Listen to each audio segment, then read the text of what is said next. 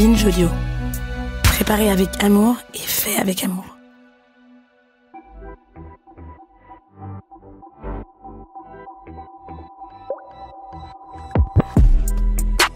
I can't fuck with these niggas cause niggas is gay. Je ne peux pas traîner avec ces mecs car ces mecs sont gays. Tiré du morceau Dior, sorti en 2019 et performé par Feu Pop Smoke, rappeur new-yorkais considéré avant sa mort comme une des dernières superstars du rap. Cet exemple est loin d'être une exception. Faites-en l'expérience vous-même, vous allez sur le site genius.com qui répertorie les paroles de morceaux de musique et vous tapez dans la barre de recherche le mot gay ou PD. Vous verrez que ces termes parsèment les textes de rap, y compris dans des titres grand public, récents, écrits et ou interprétés par des têtes d'affiche du genre, et ce rarement avec une connotation positive. Je m'appelle José Tippenauer alias Geos, j'anime le podcast Mask Off qui traite des questions de masculinité dans le monde du rap. Et à cet égard, parmi les critiques formulées envers le genre musical le plus populaire de notre époque, les plus récurrentes sont précisément les accusations d'homophobie et de sexisme, qui constituent en fait les faces d'une même médaille. Dans le premier entretien de cette mini-série des couilles sur la table consacrée au rap avec Benjamin Veil, on a passé en revue certaines de ces critiques et on a vu qu'une bonne partie d'entre elles sont teintées de racisme et ou classisme. Surtout que l'industrie musicale formate les artistes, les poussant à exacerber une attitude viriliste. Pour autant, certaines autres critiques sont légitimes et on peut défendre le rap autant qu'on veut, remettre en contexte, nuancer, rappeler qu'il y a toute une chaîne de validation industrielle avant la publication d'un morceau. Le résultat est là. Le rap est souvent, et avec plus ou moins de second degré, misogyne et homophobe. Pour ce deuxième épisode, j'avais envie de comprendre comment cette performance d'une masculinité stéréotypée influence le public et les artistes. C'est pour ça que j'ai invité quelqu'un qui est directement concerné par ces questions. Le rappeur et producteur Dibi. Dibi, il a 29 ans, il a grandi à Genève dans le quartier populaire des Paquis et il a commencé à écrire ses premiers textes de rap très jeune, vers ses 9 ans. Il connaît très concrètement le sujet qui nous intéresse puisqu'avant de faire son coming out gay, il a lui aussi épousé les codes virilistes du rap, des codes qu'il choisit aujourd'hui de retourner et se réapproprier à sa sauce pour en faire sa force. Vrai bonhomme reconnaissent vrai, c'est l'épisode 111. Bienvenue ou bien revenu dans les couilles sur la table, un podcast créé par Victoire Tuaillon.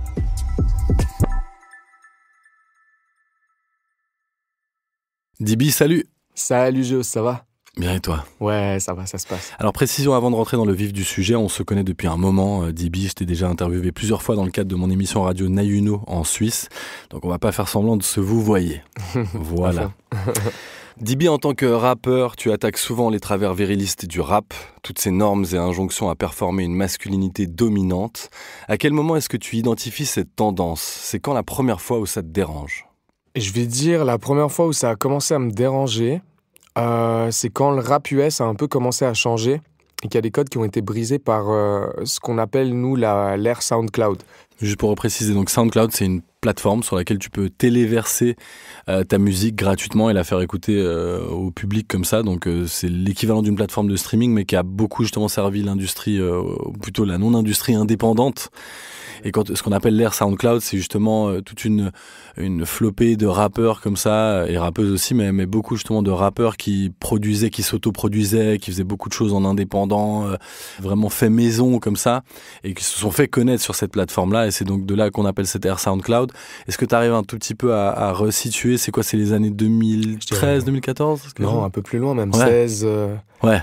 Fin 15, 16, 17, 18, c'est dans ces eaux-là, ouais. C'était une période un peu charnière parce qu'à ce moment-là, moi, je sortais d'école de com. Et l'école de com, c'était aussi un espèce de cadre. C'était un peu... c'était ce que mes parents voulaient faire, tu vois. Donc, c'est un peu un cadre aussi un peu familial. Et en fait, j'allais en école d'art. Et en école d'art, les gens étaient beaucoup plus ouverts sur plein de choses. Sur leur sexualité, sur leur manière d'être, sur ce qu'ils portent, sur leur manière de parler, sur leurs tatouages, leur couleur de peau, leur ethnicité.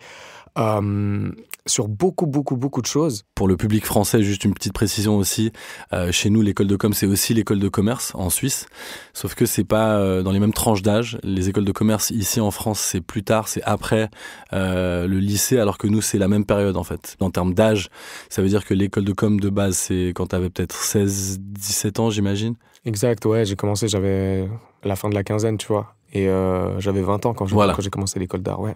Et en fait, ça m'a fait re-questionner tout le reste, tout ce qui s'est passé dans le passé. Je me suis dit, mais est-ce que c'était fondamentalement juste ?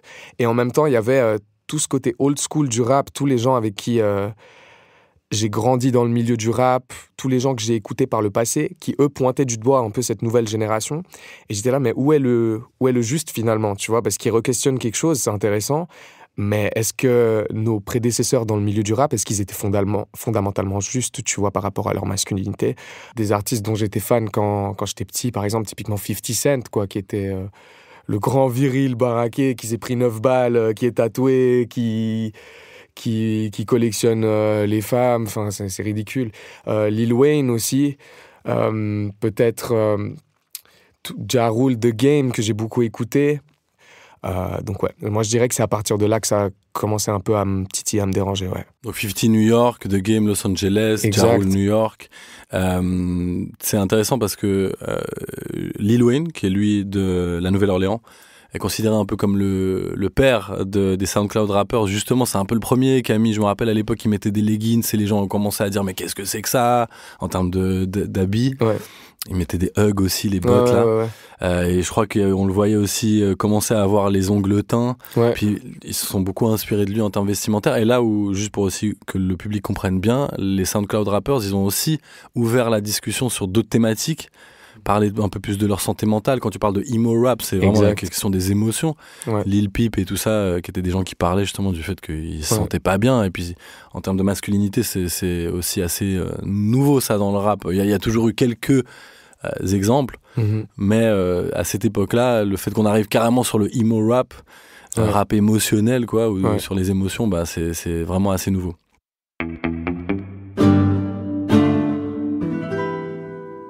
Du point de vue personnel, Dibi, toi, tu as fait ton coming out homosexuel aux abords des années 2020-2021. Exact, ouais. Tu avais donc 24-25 ans. À quel point est-ce que le rap t'a aidé à identifier ton ressenti profond et donc ton orientation amoureuse et sexuelle? Alors, c'est plutôt le contraire, du coup. Le rap m'a empêché. Et moi, je m'empêchais vis-à-vis du rap, vis-à-vis des gens avec qui je rappais aussi, vis-à-vis de mes potes. Qui était pour le coup beaucoup plus street que moi, en quelque sorte street entre gros guillemets, hein, mais qui avait ces valeurs-là qui étaient ancrées, comme on l'a dit, dans le rap de par nos prédécesseurs, etc. Qui étaient moins dans ce truc aussi, rappeur SoundCloud, moins US, tu vois. Et le rap m'a beaucoup empêché, parce que je me disais toujours, ouais, mais moi ce que je veux, c'est vivre de la musique. Du coup, s'il faut que je m'empêche de vivre une relation homosexuelle quelconque, etc., ouais, c'est pas grave. Moi, l'important, c'est que je puisse continuer à faire de la musique et peut-être un jour vivre de mes rêves, etc., et pouvoir faire que de la musique, en quelque sorte. Et là où il y a eu une cassure, c'est marrant, c'est quand j'ai rencontré mon premier copain, où en fait, au bout d'un moment, je me suis dit non, mais en fait, ça me saoule parce que j'ai envie de lui tenir la main dans la rue, j'ai envie de mettre des photos de lui sur Instagram, j'ai envie que les gens sachent que je l'aime, et en fait, je m'en fous. Donc j'ai commencé sur les réseaux à m'afficher en fait publiquement. C'est comme ça d'abord que ça a été fait. Et c'est marrant parce que à ce moment-là, il y a eu un espèce de shift où moi, je me suis posé la question, je me suis dit, mais du coup, maintenant que je sors avec un garçon, est-ce que je devrais arrêter de faire du rap?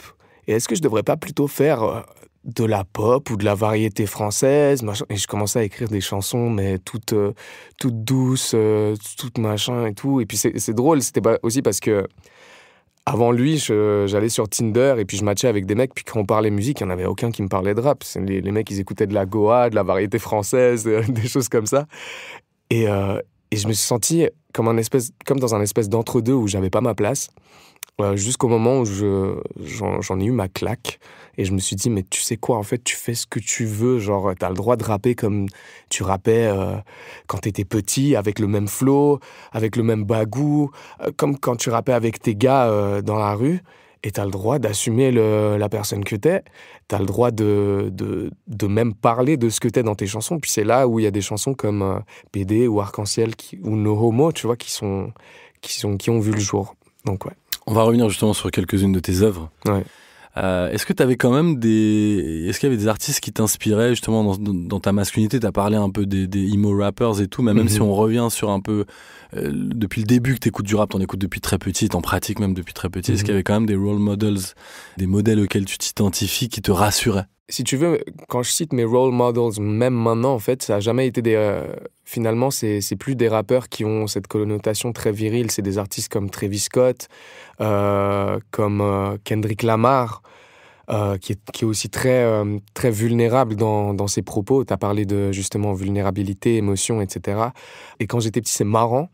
Moi, j'ai découvert le rap pas à travers un homme, mais à travers Diams, à travers une femme, en fait. Et même aujourd'hui, quand je rappe, des fois, il y a des choses des flows ou des manières de poser certaines choses où je me reconnais encore en elle, en ce qu'elle a pu m'apprendre à travers genre ses premiers albums, tu vois. Donc ouais, et je pense que là où ça a commencé à shifter, où j'ai commencé à être un peu rassuré, c'est aussi, tu sais, j'étais très fan de A$AP Rocky aux alentours de 2014-15. Et lui, il est arrivé en fait avec toute cette dynamique liée à la mode, en fait, où il portait des jupes, il portait des skinny jeans, il portait certaines choses dont on n'avait pas l'habitude, nous. Et je me disais, putain, mais en fait, c'est cool, c'est pas mal. Tiens, vas-y, je vais aller chez Bershka essayer un skinny jeans, tu vois. C'est pas mal, en fait, les t-shirts un peu longs, machin. Puis, tu sais, il y a tout ce côté mode. Et puis, en fait, ça m'a amené à la mode gentiment à travers sa musique. Resituons rapidement, Diams, rappeuse française très populaire dans les années 2000. Et puis A$AP Rocky, plutôt les années 2010, rappeur de New York. Exact. Et Diams, je crois, c'est le 91 dans l'Essonne, d'où elle est originaire. Exactement, ouais. On rentre un peu dans le vif de ton sujet, Dibi, tes prises de position via tes textes. Je précise ici encore pour notre public que je vais parfois citer tes lyrics. Alors je préviens, deux choses. Première, c'est qu'il y a parfois des gros mots, des très gros mots même. Et puis la deuxième chose, Dibi utilise souvent des termes considérés comme homophobes pour retourner le stigmate et en faire sa force. Le mot PD par exemple, qui revient assez souvent. Donc si ça sonne offensant dans ma bouche, à moi, je vous prie de m'excuser par avance. Le but ici est uniquement de mettre en exergue les paroles de Dibi et à quel point elles redéfinissent potentiellement l'imaginaire viriliste du rap, le fameux sale qu'on a évoqué dans l'épisode d'avant avec Benjamin Veil. En janvier 2019, Dibi, tu sors ton premier projet solo, sous le nom à l'époque de Dibi Sounds. Il y avait le mot Sounds à coller à Dibi. D'ailleurs, sur les plateformes, il est encore noté comme ceci. Et ce projet s'appelle Rose Noire. À ce moment-là, tu n'as pas encore fait ton coming out. Et je trouve donc intéressant de comparer le avant-après dans ta discographie. Il y a notamment quelques paroles qu'on pourrait qualifier de discriminantes à l'égard des femmes ou des personnes trans. Donc dans le morceau Back, tu rappes par exemple « Ma mère charbonne, c'est une guerrière, je pense à ces femmes qui font même pas le tiers de ce qu'elle fait, oh well, et elle s'étonne de comment les hommes, ils les traitent. » Exact. Et plus loin, tu fais la belle, t'as mis 4 tonnes de make-up, quand tu fais la bise, t'en mets partout, t'embrasses ton mec, on dirait un trans. T'as laissé tout ton rouge à lèvres autour de sa bouche. Bon, on est d'accord hein, que là, le but, c'est pas de te jeter sous le bus ou quoi, et le rap est capable de faire bien pire. Mais avec le recul, est-ce que tu penses que d'envoyer des paroles comme ça, saupoudrées, un peu de sexisme, de transphobie, est-ce que c'était une manière de performer ta masculinité pour prouver que t'étais un vrai mec, et là je mets des guillemets de chaque côté, justement vis-à-vis un peu de tes potes qui rappaient, du public, etc. Quelque part, oui, c'est, comment dire, c'est un conditionnement, dans le sens où ça c'était aussi souvent des textes qu'on n'écrivait pas en studio, c'était des textes que j'écrivais et qu'on allait rapper dans la rue en fait.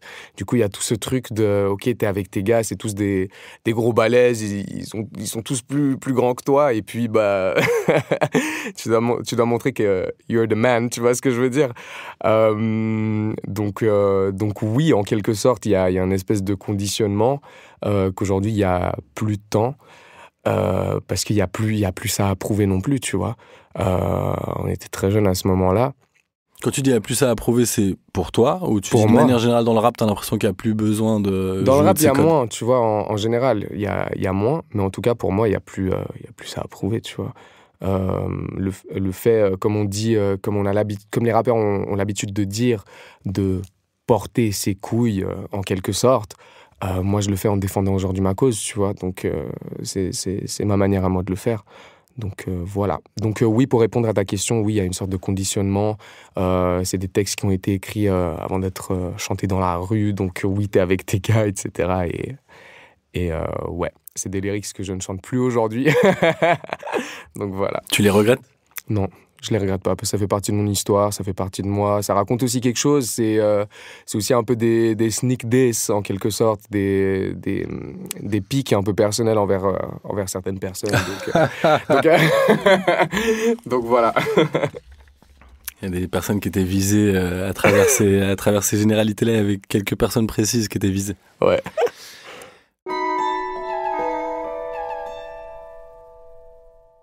Le rap mobilise régulièrement des images et expressions teintées d'homophobie. Je pense à susbite, lèche-cul, baisser son froc, donner son cul, se faire enculer. Toutes ces expressions qui signifient que la personne se compromet, se vend, utilise autre chose que son talent pour gratter du succès. Mais le problème évidemment, c'est que ces expressions reposent sur des représentations homophobes. Sucer, ce serait dégradant, surtout si t'es un homme. Pareil pour lécher un cul, surtout si c'est le cul d'un homme. Je précise ici que ces termes précèdent le rap, qu'ils ont été créés en dehors. Mais le rap a un côté ultra compétitif, inscrit dans son ADN qui pousse les artistes à adresser leurs textes à des adversaires, réels ou fictifs, et les vanner ou clasher. Les rappeurs invectivent donc souvent leurs confrères en les soupçonnant d'avoir compromis leur masculinité pour arriver au succès. Toi-même, Dibi, il t'arrive d'employer certains de ces termes, par exemple, sur un autre titre, Un flingue à la place du cœur, qui est daté de 2019, tu disais « Au moins personne a sucé, t'as fait dur, j'ai su le faire, super, je donne plus mon cœur, ça tu le sais, personne veut de moi à part le succès ». Comment est-ce que tu te positionnes aujourd'hui vis-à-vis de ces expressions précisément ? Est-ce qu'elles sont chargées, trop connotées pour toi, ou ça reste des images plutôt inoffensives ? Non, aujourd'hui elles sont connotées parce que aujourd'hui à travers aussi à travers mes études, à travers mon expérience, à travers le fait d'être une personne queer, le fait de tout le temps sexualiser, dégrader son adversaire, à travers des éléments de rabaisser la masculinité de l'autre à travers des éléments gays, c'est quelque chose qu'aujourd'hui je cautionne moins, mais en même temps je sais pas comment le dire, mais ayant grandi dans le milieu du rap, c'est quelque chose qui reste un peu... Je sais pas comment expliquer. Des codes ? C'est des espèces de codes, en fait, et puis dit dans un certain contexte, tu vois, on le comprend. Moi, je les utilise plus. Mais c'est vrai qu'à l'époque, dans ce son-là précis, en fait, ça reste un code, et moi, je le voyais pas comme quelque chose d'offensif envers un homme gay ou envers une quelconque communauté. C'était quelque chose que j'exprimais justement pour dire nous, on se fait vraiment tout seul, etc. Après, c'est pas du tout pour dire que c'est quelque chose de juste, mais c'est quelque chose dont, encore une fois, c'est un conditionnement dans le milieu du rap, ayant grandi là-dedans. Pour toi, t'as l'habitude que ce soit quelque chose de basique, tu vois, alors que ça l'est pas, tu vois, ça peut être offensant. Je me suis éloigné de ta question. Non, c'est juste, base. mais en plus de ça, qu'on se comprenne bien, par exemple, il y a d'autres milieux, le milieu du football, que je prends souvent comme analogie avec celui du rap, dans ce côté entre-soi masculin, vestiaire de foot, où on se compare la taille du pénis sous la douche, tu vois. Enfin, même au stade, tu vois, les gars, ils insultent l'arbitre avec des insultes homophobes, etc. C'est pas du tout que dans le rap, qu'on se comprenne bien. Hein. Donc, voilà. Mais pour toi, qu'est-ce que ces expressions-là, donc sucer, lécher le cul, etc., qu'est-ce qu'elles racontent de ceux qui les prononcent, notamment des hommes hétéros, quand ils les diffusent comme ça dans l'espace public ? Pour moi, ça raconte une espèce d'inconscience aussi. J'ai l'impression que la plupart des rappeurs qui utilisent ça et qui utilisaient ça, même moi à l'époque, à ce moment-là, j'étais pas out, je me posais des questions, etc. Mais ayant baigné, à ce moment-là, ça faisait plus de 10 ans que j'étais dans le rap et tout. Pour moi, c'était quelque chose de normal de sortir ça. On était un peu inconscient, parce que tu te rends pas compte de ce qu'il y a derrière. Moi, étant une personne queer, ayant aujourd'hui eu un background dans ce milieu-là, ayant été aussi dans des études de mode, ayant fait un bachelor, un travail de bachelor aussi qui parlait de la masculinité dans le milieu du sport, tu vois. En fait, j'ai tout un background que beaucoup de gens dans le milieu du rap, qui baignent dans le milieu du rap, qui baignent dans les quartiers, dans les codes très masculins, etc., en fait, ils ont pas. Et en fait, quand ils disent ce genre de choses, il y a une espèce d'inconscience, tu vois, ils se rendent pas compte. C'est pas non plus de leur faute, c'est un peu, une misinformation en quelque sorte, tu vois. Ouais, quand tu dis inconscient, enfin, un manque une ignorance. Exactement, voilà. Ouais, pour moi, c'est un peu de l'ignorance. Et ça pointe aussi pour moi, le système sur lequel le rap est construit, tu vois. Parce que moi, j'ai toujours dit, le rap, c'est en quelque sorte aussi un reflet de cette société très masculiniste, très viril, très patriarcal, tu vois. Et tous ces codes dans le rap sont un peu engrossés en quelque sorte. Tu vois, c'est un peu un miroir déformant, on en avait parlé une fois. Et ça, pour moi, genre, juste ce petit détail des mots comme lécher des culs, sucer des bites, etc., pour arriver au succès, bah pour moi, c'est déjà une preuve en image, en fait, de ce miroir déformant, en quelque sorte. Tu vois. Donc, moi, je le vois comme ça. On reste sur des expressions homophobes, et là, il y en a deux qui sont typiquement rap, par contre. Elles n'ont peut-être pas été créées par des rappeurs, mais on les attribue au rappeur new-yorkais Cameron, qui les a largement popularisées. C'est no homo et pause. Donc no homo, et puis pause, P-A-U-S-E. Elles ont la même fonction. En gros, si tu dis quelque chose qui va te faire passer pour une personne homosexuelle, ou qui peut être interprété comme gay-friendly, tu dis no homo. Exemple, si tu dis à un pote que tu l'aimes amicalement, no homo mon frère, hein, mais je t'aime. No homo. Traduction, je suis pas homosexuel, mais sache que je t'aime. Le pause est arrivé après le no homo, c'est la variante euphémisée qui permet de garder ces dynamiques sans être taxable d'homophobie, puisque le mot est beaucoup moins explicite. Exemple, mon frère, je t'aime. Et là, c'est généralement une personne tierce qui va dire pause, pour dire stop. T'as vraiment dit ça là ? Stop. Vous l'aurez compris, ces deux expressions, no homo et pause, elles reposent sur le postulat homophobe qu'en tant qu'homme, il ne faudrait surtout pas être homosexuel et qu'il faut donc le préciser, le rappeler. Une manière de performer son hétérosexualité en tout temps. Toi, Dibi, en tant que gros auditeur de rap jusqu'à aujourd'hui, hein, t'en écoutes encore, enfin t'en pratiques évidemment, mais t'en écoutes encore sur une base quotidienne, j'imagine. Mm-hmm. Comment est-ce que ces expressions ont impacté la construction de ton identité et précisément de ta masculinité ? Alors je vais être honnête avec toi. Pause, je connaissais pas cette expression jusqu'à ce qu'on en parle l'autre jour au téléphone. Je pensais que le no homo était dead, enterré. Et en fait, là, tu viens de m'apprendre qu'il y a un nouveau mot, il y a un bébé no homo qui s'appelle pause, qui vient comme ça.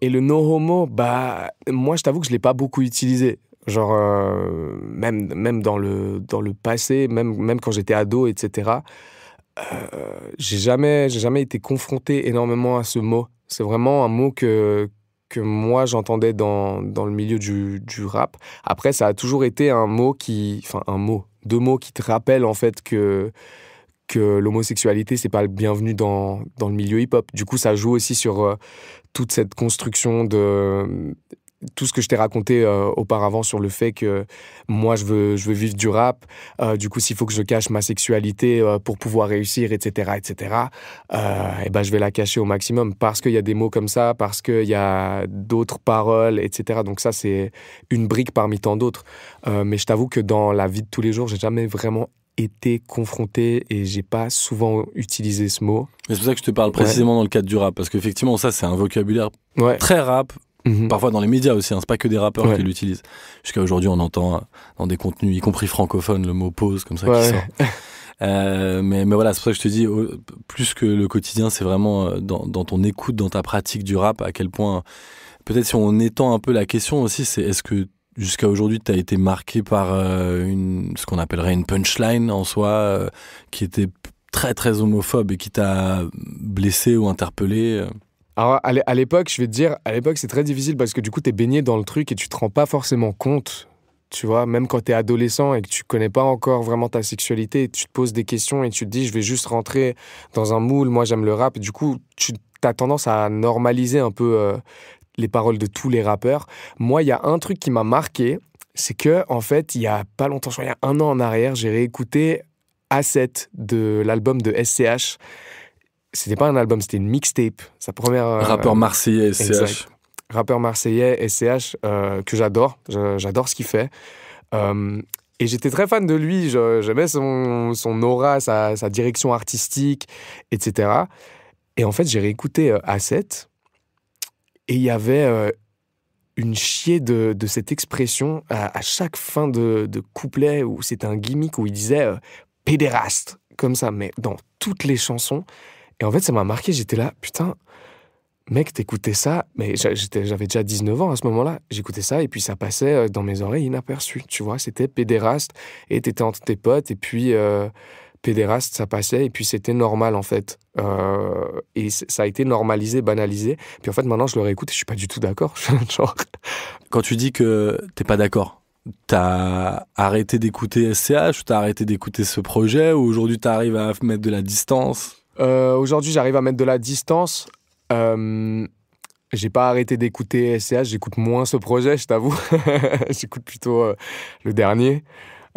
Julius 3 au moment où on parle, c'est ça? C'est le nom de son album? Exact, ouais, Julius 3. Et j'écoute encore quelques sons comme peut-être Champs-Élysées, tu vois, mais je dois faire un peu abstraction, tu vois. J'arrive à faire abstraction parce que j'ai aussi été baigné là-dedans, tu vois. Du coup, je me dis, bon, vas-y, écoute pas quand il dit ça, fais-le passer au-dessus de ta tête.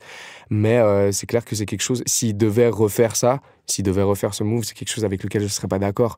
Et je pense que beaucoup de monde ne serait pas d'accord avec ça, tu vois. Et je pense qu'il en a conscience. C'est intéressant, la figure de SCH. Moi, je l'ai déjà interviewé. Et lui aussi, il est arrivé sur le côté fashion, la mode et tout, s'habiller avec des pantalons très serrés, les cheveux longs, les hugs et tout ça. Et puis des gens le critiquaient là-dessus. Et lui, il assumait complètement ce truc-là. Moi, je l'avais eu en interview. Je lui avais demandé justement, mais qu'est-ce que tu penses de ces critiques? Et lui, il disait, mais moi, je m'en fiche complètement. Si un pantalon me plaît et qu'il est au rayon femme, je vais le prendre, tu vois. Donc il était assez à l'aise avec sa masculinité, mais en même temps des fois justement tu te demandes est-ce que après pour récompenser tu dois refaire preuve, tu vois, avec des petites phrases saupoudrées comme ça. Il avait fait une autre phrase où il disait papa me reniera jamais, je suis ni flic ni pédé. Ouais. Ça c'est une phrase qui a beaucoup marqué les gens aussi. Après il s'en est défendu en disant que justement c'était le point de vue de son père, mais en fait tu te poses toujours la question de t'aurais fait la même chose pour une phrase raciste ou dans un autre type de discrimination, tu vois, je sais pas, papa me reniera jamais, je vais jamais sortir avec une femme noire. Est-ce que tu l'aurais assumé de la même manière, tu vois? Clair. Donc ça dit aussi un peu les différentes pondérations des discriminations, à quel point elles sont acceptées dans le milieu hip-hop, quoi, le milieu rap. Là, on était plutôt au niveau discographie sur l'époque pré-coming out. T'as fait ton coming out auprès de tes proches vers 2020, mais dans le rap, t'as officialisé ça en 2021 avec un titre appelé Arc-en-Ciel. De là, t'as commencé à régulièrement retourner les stigmates homophobes, et justement, en janvier 2023, tu sors un son intitulé No Homo. PD comme un fuck, mais je rappe bien mieux que ces mecs hétéros 6 machos que je graille après avoir mis dans la sauce comme 6 nachos. T'es lourd comme si pack d'eau, je suis lourd comme si paquebot. Le rap man spread pour moi, il écarte juste les cuisses, ma boy. Dedans, tu ironises comme ceci. PD comme un fuck, mais je rappe bien mieux que ces mecs hétéros 6 machos que je graille après avoir mis dans la sauce comme 6 nachos. Et plus loin, bisous bisous, la concu me fait des bisous. Hier, ils voulaient pas de moi, demain, ils avaleront mes bijoux. Je fais mes bails. No management, no promo. Je baise ces rappeurs aujourd'hui, je peux plus dire no homo. Comment est-ce que ton coming out et tes lyrics anti-homophobie sont reçus par les auditeuristes? Alors, le coming out en lui-même, être s'afficher sur les réseaux avec un homme, en train d'embrasser un homme, je t'avoue que ça m'a fait perdre quelques personnes. Sans qu'ils me disent rien, juste ils ont arrêté de m'écrire, on a arrêté de s'écrire, etc. Ils ont fait leur truc. Là, tu parles de proches? Proches, oui, certaines personnes proches, ou certaines personnes. Tu sais, Genève, c'est petit aussi comme ville. Du coup, les personnes que tu connais dans le milieu de la musique et que tu côtoies dans le milieu de la musique, dans le milieu du rap, en fait, tu les considères un peu comme des personnes proches, mais pas forcément, tu vois. Vous n'êtes pas en train de hang out ensemble. Ouais, des connaissances que tu croises. Exact, ouais. Mais ça m'a fait perdre une certaine personne qui avait ce côté très viril, etc., machin, enfin voilà. Mais je t'avoue qu'après, sur le plan musical, ça m'a ouvert en fait à une autre brèche, en fait, à d'autres types de personnes. Alors, soit des personnes qui sont totalement hétérosexuelles et qui sont là, c'est trop fort ce que tu fais, c'est trop couillu, c'est trop bien, respect, t'assumes qui t'es. Soit des personnes queer, en fait, des personnes LGBTQIA+, qui, elles, ne connaissaient pas le rap. Et en fait, découvre le rap à travers toi. Et ça fait d'autant plus plaisir parce que du coup, tu te rends compte que tu arrives à faire kiffer un genre musical que tu as kiffé depuis que t'es gamin, en fait, à quelques personnes, en fait, qui, eux, n'y ont jamais mis les pieds pour des raisons et pour d'autres, tu vois, soit parce qu'ils n'étaient pas confrontés à ce milieu, soit parce qu'ils se sont jamais reconnus dans ce milieu. Donc, je t'avoue que j'ai eu beaucoup plus de critiques, beaucoup plus de réactions positives en fait à cette fusion le rap que je faisais et mon côté queer. Donc, ouais.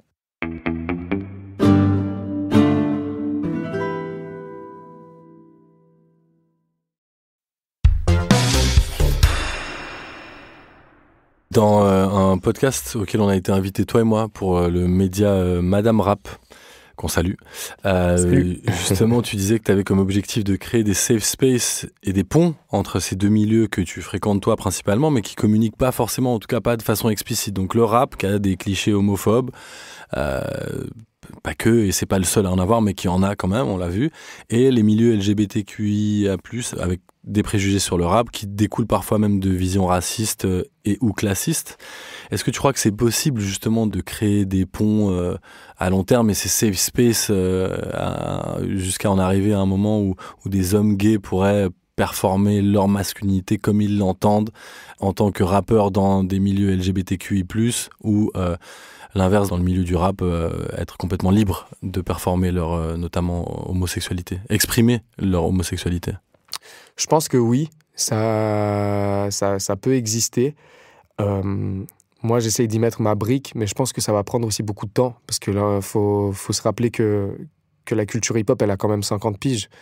Et jusqu'à aujourd'hui, on y retrouve des discriminations. Jusqu'à aujourd'hui, on y retrouve en fait un espèce de fossé entre le rap et je vais pas dire non plus que la communauté LGBT, mais surtout qu'on dit qu'au début d'ailleurs c'était beaucoup plus admis, beaucoup plus inclusif. Je sais pas si on idéalise ces débuts, mais c'est notamment la thèse de Benjamin Veil qui dit que, et puis je crois que c'est même vérifiable quand même au niveau historique, qu'au début, vu que c'était des communautés qui étaient les deux, par exemple aux États-Unis, c'était les communautés afro-américaines qui étaient rejetées, les communautés gays qui étaient rejetées, et puis parfois des afro-américains gays, donc ça communiquait beaucoup plus. Et puis après, elle, sa thèse, c'est de dire que c'est beaucoup l'industrie qui a contribué à formater la masculinité acceptée au sein du mouvement hip-hop. Ouais, l'industrie, et je pense aussi le gangsta rap qui est arrivé, et qui est arrivé très fort, très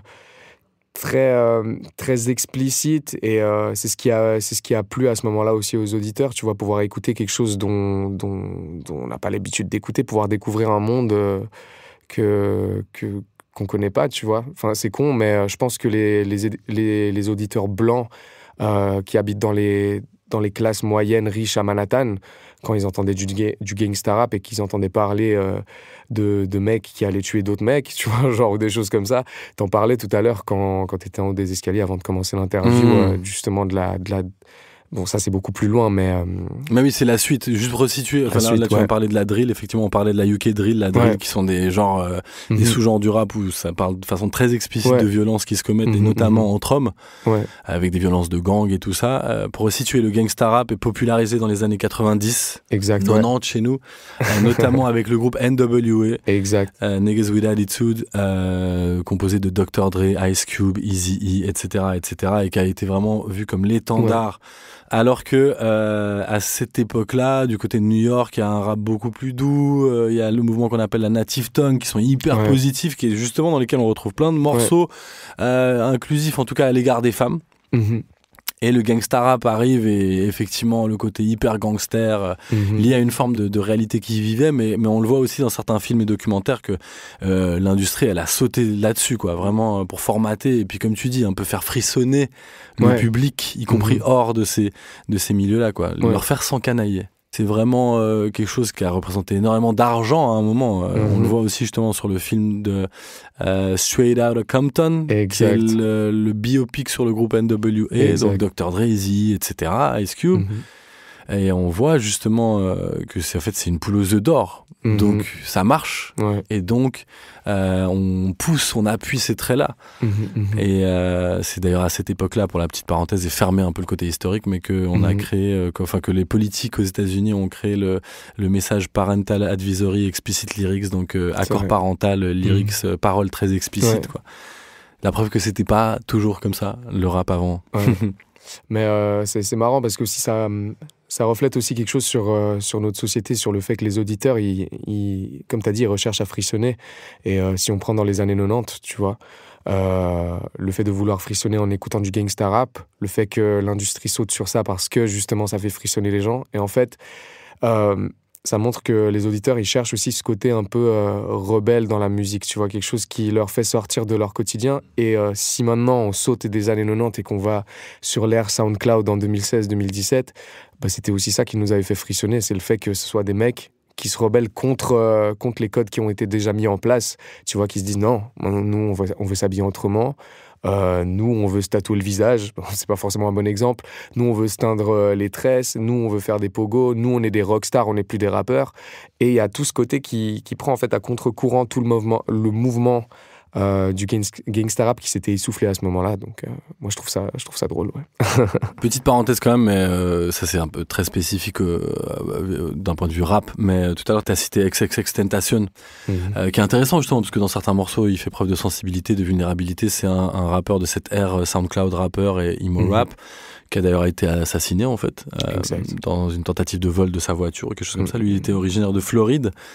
Mais par exemple, lui, il avait des lyrics à l'égard des femmes, notamment, très, très, très... Enfin, pas cool. Et puis, il a eu des comportements, surtout. Il y a même des vidéos où tu le vois faire preuve de violence domestique très, très négative. Enfin, déjà, la violence domestique, de base, c'est des négatives, qu'on se comprenne bien, mais... Alors moi je pense que pour faire la petite parenthèse, c'est pas juste, c'est pas pour te critiquer dans le fait que c'était des influences, mais dans le sens où ces ambivalences des artistes qui montrent une certaine image, puis en fait dans la vraie vie, et puis même parfois même dans leur image ils ont ce truc, ils déconstruisent une partie, mais de l'autre côté ils récompensent. Alors c'était pas vraiment lui il faisait pas vraiment partie de mes influences, je te l'ai cité un peu par rapport au courant SoundCloud. Moi j'ai trouvé un peu presque hypocrite à ce moment-là, sans vouloir cracher sur lui, mais j'ai l'impression qu'il y a beaucoup eu ce truc où il a eu des lyrics et des comportements envers les femmes, et il a dû se racheter après. Donc il a fait tout un truc où il était beaucoup en live sur Instagram à donner des conseils de vie, des conseils sur la spiritualité, ensuite faire un album qui parle de la dépression, de la santé mentale, et jouer en fait sur le fait que sa santé mentale pesait à l'époque. Après peut-être que c'est réel, mais j'ai l'impression qu'il y avait aussi beaucoup ce truc de on va le pousser là-dedans pour le délecter en fait de ce côté qui peut en fait couler son personnage rap, quoi. Donc, c'est vrai que c'est toujours difficile aussi quand tu vois, si on resserre encore sur ces questions de performance, de masculinité, est-ce que c'est l'intention de l'artiste, est-ce que c'est son label en termes d'image qu'il projette? C'est toujours compliqué de capter les intentions et à quel point c'est sincère. Et juste revenons sur, je resserre sur toi. Quand tu redéfinis les normes de la masculinité à ta sauce, Dibi, en te réappropriant les codes virilistes du rap pour retourner le stigmate, et effectivement de façon très explicite, parfois choquante ou provocante, au minimum provocante. Le choc, ça dépend des gens.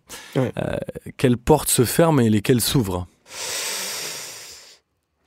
Alors, quelles portes se ferment, lesquelles s'ouvrent? Moi, je dirais les portes... C'est con, mais peut-être les portes de l'industrie.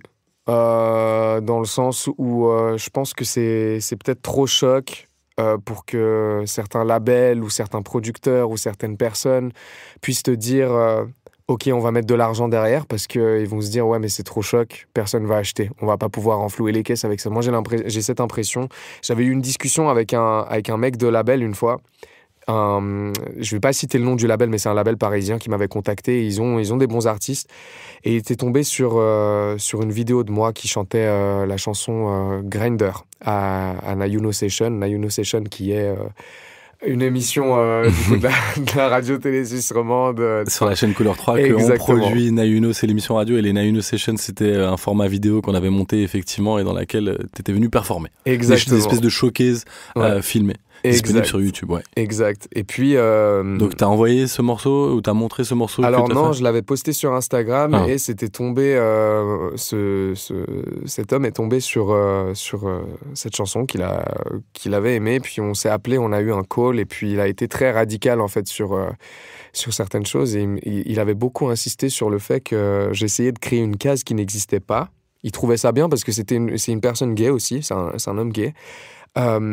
Mais il m'a dit, mais est-ce qu'il faudrait pas lisser un peu pour pouvoir plaire à un plus grand public français, en fait. Et j'étais pas forcément d'accord avec ça sur le moment. J'étais là, je sais pas, laisse-moi d'abord faire ce que j'ai envie de faire. Et puis bref, on n'a jamais pu vraiment se rencontrer, se recontacter, mais il y avait vraiment ce truc de... c'est pas assez lisse, c'est pas assez formaté, c'est pas assez bon pour l'audience française à grande échelle, en gros. C'est ça qu'il essayait de me faire comprendre. Et du coup, voilà, moi j'ai l'impression que ça me ferme des portes de ce côté-là, mais par contre, ça ouvre les portes en fait à un nouveau public. Comme je t'ai dit tout à l'heure, il y a déjà eu des gens qui m'ont dit qu'ils ont découvert le rap à travers moi et qu'en fait, qu'ils ont kiffé ça parce qu'ils ont kiffé le discours, ils ont kiffé le message et ils arrivent à se reconnaître. Et du coup, ça t'ouvre en fait, la porte à tout un nouveau public, aussi un public un peu alternatif, tu vois, qui n'ont pas ces codes de cette masculinité dans le rap, qui n'ont pas ces codes street, etc. et qui sont juste là pour kiffer l'énergie, le personnage et ce que tu proposes en tant qu'artiste. Et ça t'ouvre à tout ça. Là, c'est intéressant parce que tu parles de l'industrie rap français, en fait. Mm-hmm. Et c'est vrai qu'il y a quand même des différences territoriales. Par exemple, aux États-Unis, on a Lil Nas X. En fait, le nom de ton titre, Lil Nas X, c'est le nom d'un rappeur états-unien, gay précisément, et c'était le premier des sphères mainstream, grand public, à avoir fait son coming out comme ça sur les réseaux. Et ton refrain dans ce titre Lil Nas X, c'est PD comme Lil Nas X, j'attends que Sony me signe un chèque. Donc Sony, la major, le label, la grosse maison de disques. PD comme Lil Nas X, j'attends que Nas me demande un feat. Donc Nas, qui est une légende du rap new-yorkais, qui avait effectivement fait un featuring, donc une collaboration musicale avec Lil Nas X. Je crois que c'était juste avant son coming out, en l'occurrence. Exactement, ouais. Un tout petit peu plus loin, tu dis PD comme Lil Nas X, je veux mes Grammys et des places au Met Gala. Donc les Grammys qui sont des récompenses musicales, les plus grosses. Et le Met Gala qui est un gala de mode organisé par Anna Wintour, quelque chose comme ça, je sais jamais. Je crois, je sais pas exactement qui organise. Mais... quelque chose d'important au niveau de la fashion. PD comme Lil Nas X, j'entends que Sony me signe un chèque. PD comme Lil Nas X, j'entends que Nas me demande un feat. PD comme Lil Nas X, je suis dans l'automatique, je roule un jet. PD comme Lil Nas X, je veux des Grammys et des places au Met Gala. Est-ce que Lil Nas X fait partie de tes inspirations principales aujourd'hui et si oui, pourquoi? Alors je vais te dire non, il fait pas partie de mes inspirations. Simplement parce que moi je le considère pas comme un rappeur, je le considère comme une pop star. Ce qui est pour moi très légitime. Oui, c'est rappé, mais il a tout en fait, il a tous les codes d'une pop star. Et puis c'est ce que je reproche en fait c'est ce que je reproche un peu à l'industrie en fait. On parlait de lycée, tu vois. Jusqu'à aujourd'hui, je connais très peu, même aux États-Unis, de rappeurs en fait qui rappent, qui peuvent rapper comme 50 Cent à rapper, par exemple. Avec les mêmes codes esthétiques. Avec les mêmes codes esthétiques, avec le même bagou, etc.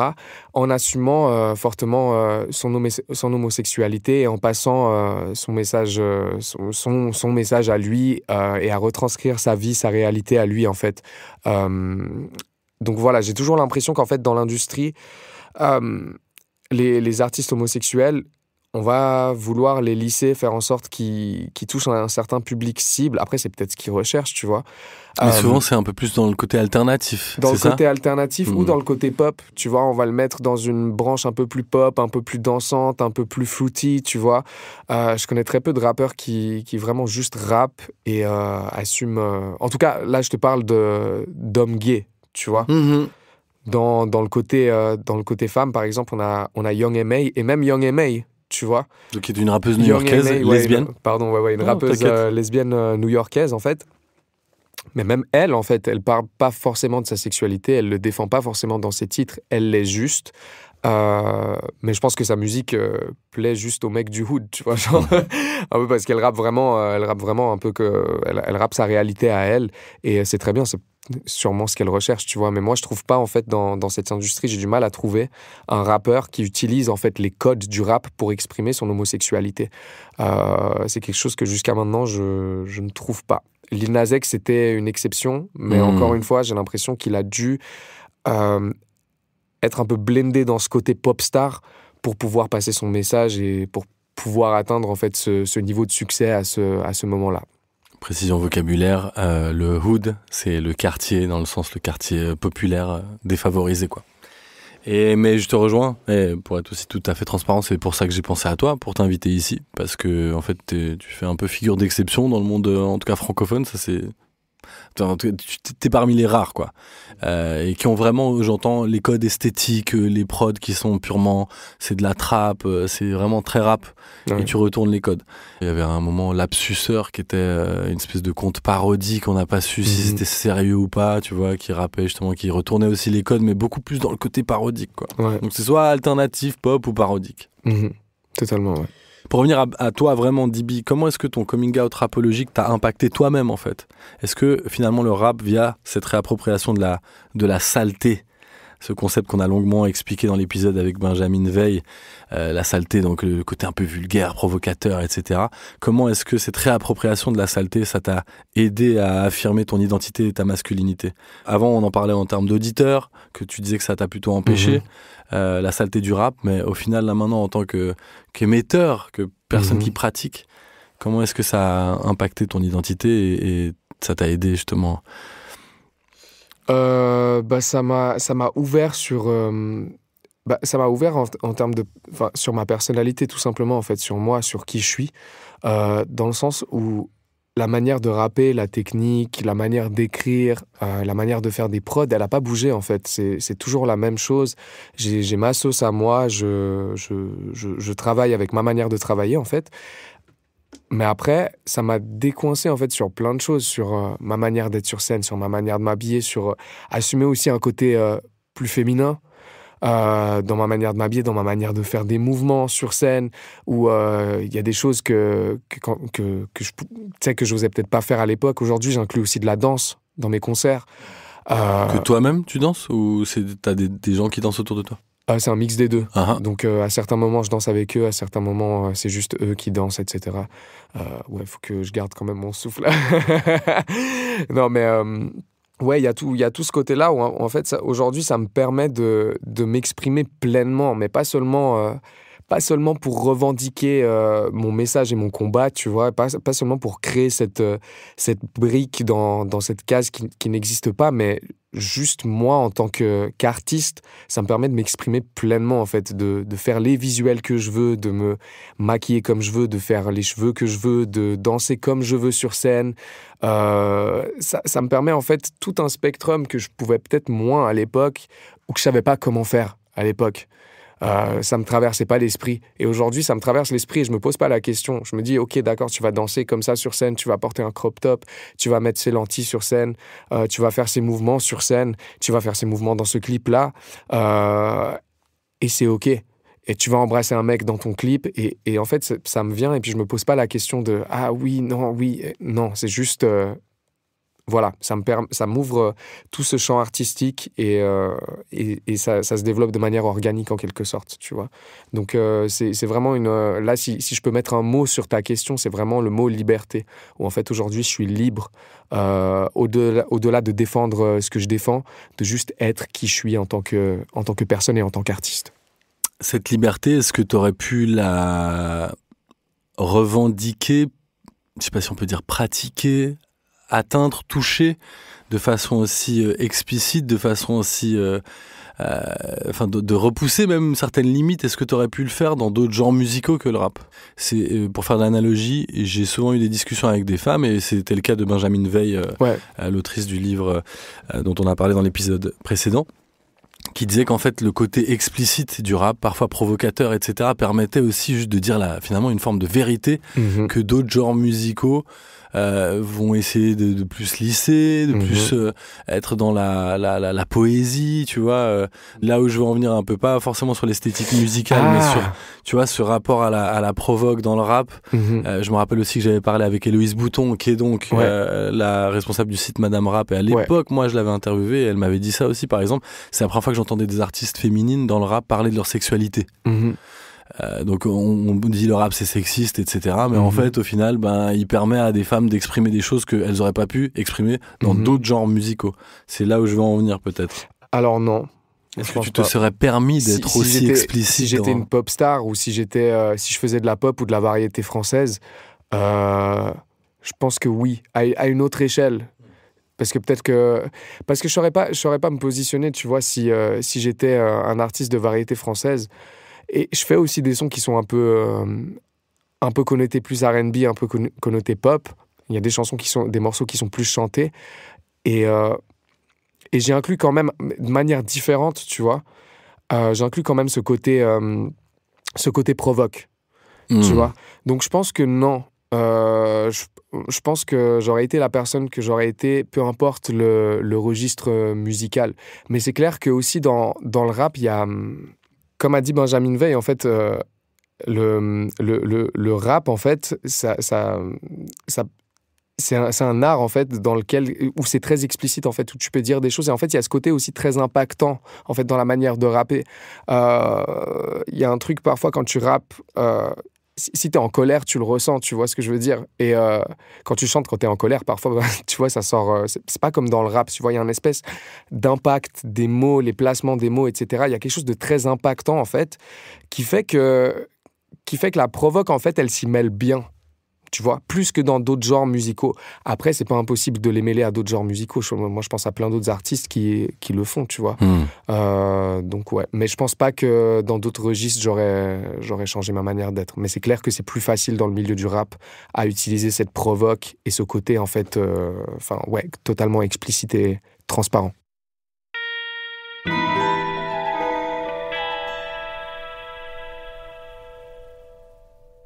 On va conclure, Dibi, sur l'avenir. Dans ton prochain projet qui va s'appeler Hardcore, il devrait sortir encore cette année.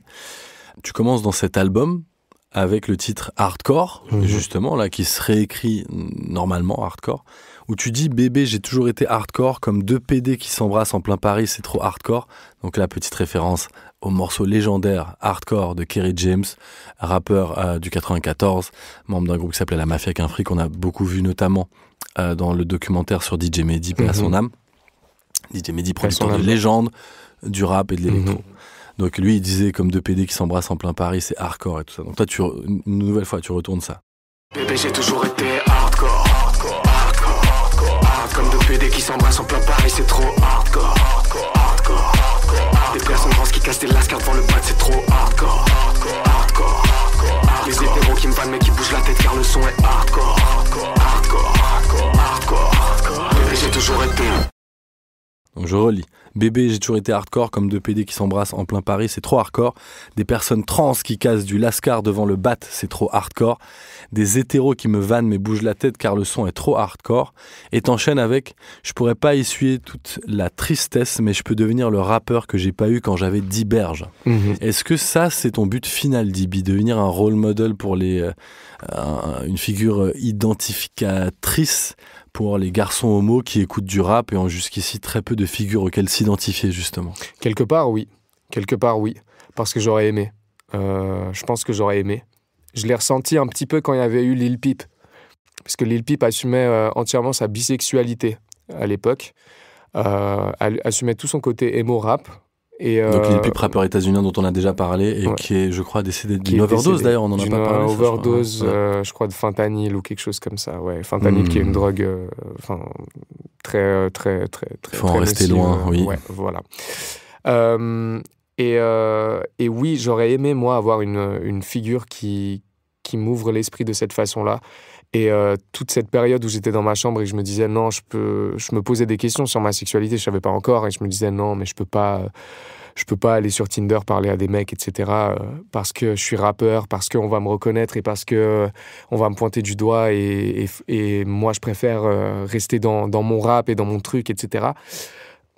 Moi, je sais qu'il y a encore des gens qui sont dans leur chambre, des jeunes qui sont dans leur chambre et qui se posent la question. Puis moi, j'ai juste envie d'être cette voix qui puisse leur dire « Allez-y les gars, faites ce que vous voulez en fait. Vous avez le droit aujourd'hui, vous avez le droit d'amener un nouveau message et puis de créer une nouvelle safe space dans le milieu du rap pour les personnes comme nous.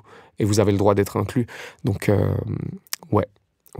C'est un petit goal et c'est aussi une petite réparation à mon enfant intérieur en quelque sorte, tu vois. Donc, ouais.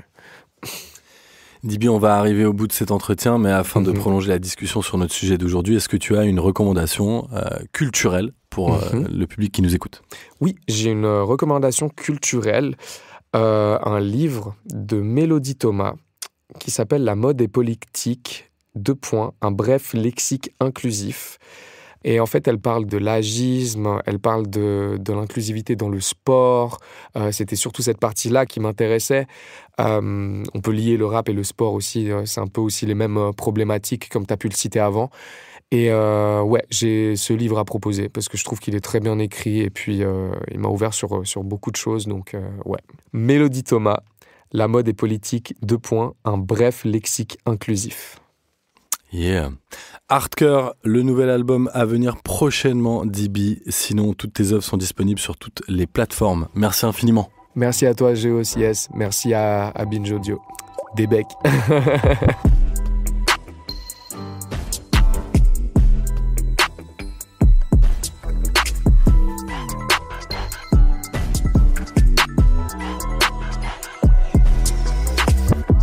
Et voilà, c'est la fin de notre série sur le rap et les masculinités avec Benjamin Veil, autrice du livre À qui profite le sale, et avec le rappeur et producteur Dibi, dont le nouvel album Hardcore sort très bientôt. Avant de vous laisser, on a quelques recos pour vous, nous aussi. José Tippenauer recommande 3 albums.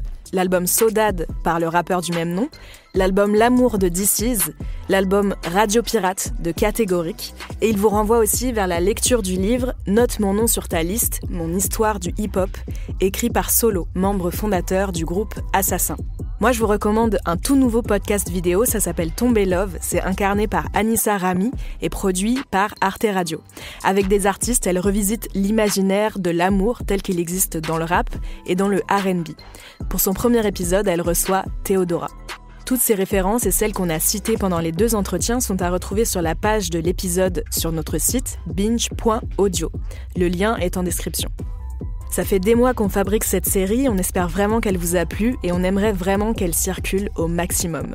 Alors si vous avez aimé, parlez-en à vos proches sur les réseaux sociaux, laissez-nous plein de commentaires sur les plateformes ou sur le compte Insta de l'émission, ou alors écrivez-nous par mail pour nous dire ce que vous en avez pensé à l'adresse lescouillessurlatable@binge.audio. Les couilles sur la table, c'est le premier podcast sur les masculinités créé par Victoire Tuaillon et repris par Naomi Titi pour Binge Audio. Pour cette série en 2 épisodes, c'est José Tippenauer alias Géos qui a préparé, mené et monté les entretiens sur l'invitation initiale de Victoire Tuaillon. Merci infiniment à Yannick Sala pour ce remix du générique des couilles sur la table. Paul Berthiaud s'est occupé de la prise de son et de la réalisation, Marie Foulon était à la production et l'édition, la communication et le marketing sont assurés par Lise Niederkorn et Léna Fourgeot, Thomas Rozek, c'est le rédac-chef de Binge Audio, Alban Philly, la directrice de production, Adrienne Marino, la responsable administrative et financière. Moi, je m'appelle Naomi Titi et je m'occupe de la supervision éditoriale des couilles sur la table. Dans le prochain épisode, je reçois la sociologue Mélissa Blais pour parler des terroristes masculinistes. Merci infiniment de nous avoir écoutés jusqu'au bout et à très bientôt.